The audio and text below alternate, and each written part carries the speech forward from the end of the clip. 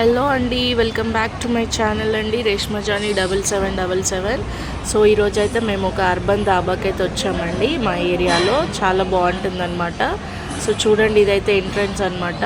Ambience కూడా చాలా బాగుంటుంది. ఈవినింగ్ టైంలో అయితే ఇక్కడ అన్ని స్నాక్స్ అవి ఏమంటారు ఆలు ఫ్రెంచ్ ఫ్రైస్ అవన్నీ ఉంటాయన్నమాట. చూడండి, లోపలికి వచ్చేస్తే మీకు దాబా స్టైల్లో సో మంచాల పైన అయితే ఉంటుంది కదా అలా. ప్లస్ ఇది డౌన్ స్టేర్లో టేబుల్ సిస్టమ్ అండ్ ఇక్కడ పార్టిషన్స్ కూడా ఎవరికి వాళ్ళకి సపరేట్గా పార్టిషన్ ఫ్యామిలీ సెషన్స్ టైప్లో ఉంటాయి అన్నమాట. చాలా బాగుంటుంది, ఫ్యామిలీతో కూడా వెళ్ళొచ్చండి. సో నేను మా వారైతే అలాగా వచ్చామన్నమాట. సో చూడండి, అంబియన్స్ చూసారు కదా. మేమైతే ఇప్పుడు ఆర్డర్ అయితే పెట్టేసామన్నమాట ఆల్రెడీ. ఇక్కడ వచ్చేసి నాకు ఈ దాబాలో వచ్చి ఎగ్ ఫ్రైడ్ రైస్ అంటే చాలా ఇష్టం అండి. చూడండి, మా పార్టిషన్లో వచ్చి ఇలా వాల్స్కి ఒక్కొక్క దగ్గర ఒక్కొక్క అది అయితే పెట్టారనమాట, పెయింటింగ్ లాగా. ఎంత బాగుంది కదా అండి. సో ఒక్కొక్క పార్టిషన్లో ఒక్కొక్కటి ఉంటుందన్నమాట.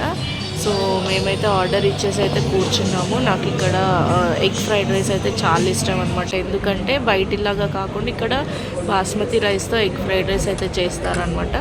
వారైతే చికెన్ బిర్యానీ ఆర్డర్ ఇచ్చారు. సో ఆర్డర్ అయితే వచ్చేసింది, ఆల్మోస్ట్ కంప్లీట్ అయితే చేసామండి.